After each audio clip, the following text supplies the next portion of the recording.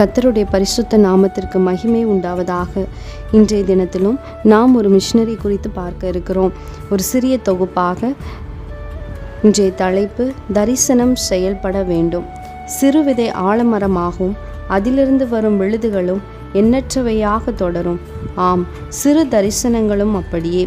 அவை விரிவடைய செய்து கொண்டே செல்லும். ஆண்டவர் தரும் தரிசனங்கள் நிச்சயமாகவே பெருகி பலருக்கு பயன் தரும். அப்படி ஒருவர்தான் எமில் ரிச்சர்ட். எமில் ரிச்சர்ட் தரிசனத்தின் சொந்தக்காரர் ஆனார். இந்தியாவின் ஆதரவற்ற ஏழை குழந்தைகளுக்காக அவர் உள்ளம் ஏங்கியது. உடனே தன்னை அர்ப்பணித்தார். 1957 ஆண்டு இந்தியாவின் ஏழை குழந்தைகளுக்காக ஒரு சிறு நிறுவனத்தை ஜெர்மனி தேசத்தில் ஆரம்பித்து இந்தியாவில் கால் பதித்தார்.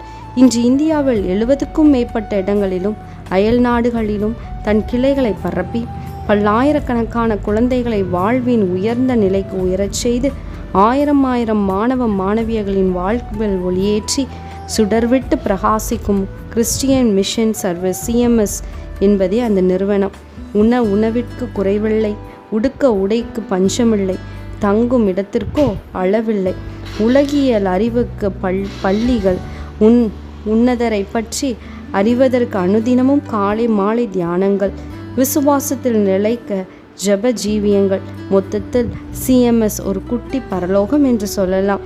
அர்ப்பணித்த அடியார்களால் ஆச்சரியமான தலைவர்கள் உருவாக்கி கொண்டும் இருக்கின்றனர். எமில் ரிச்சர்ட் இந்திய ஏழைகளின் கனவை நினைவாக்கினார். பாதையறியா மக்களுக்கு பாதையை காட்டி அவைகளில் நடக்கும் பக்குவத்தையும் கொடுத்தார். பரலோக வாழ்வை இகத்தினில் கொண்டு இருதயத்தை திறந்தார். இவரால் இளம் இதயங்கள் இன்பமுடன் தங்கள் வாழ்வை தொடர்கின்றனர். எமில் ரிச்சர்ட் எதை என்ற விதை ஆலமரமானது. இதே போல ஆண்டவரை பற்றி சொல்ல நமக்கு எத்தனை வாய்ப்புகள் இருந்தாலும் உடனே ஆண்டவரை பற்றி, அவருடைய அன்பை பற்றி நாம் பகிர்ந்து கொள்ளும் பொழுது தேவன் நம்மளுடைய வாழ்வை ஒளியாக்குவார். கர்த்தர் தாமே உங்கள் ஒவ்வொருவரையும் ஆசீர்வதிப்பாராக. ஆமேன்.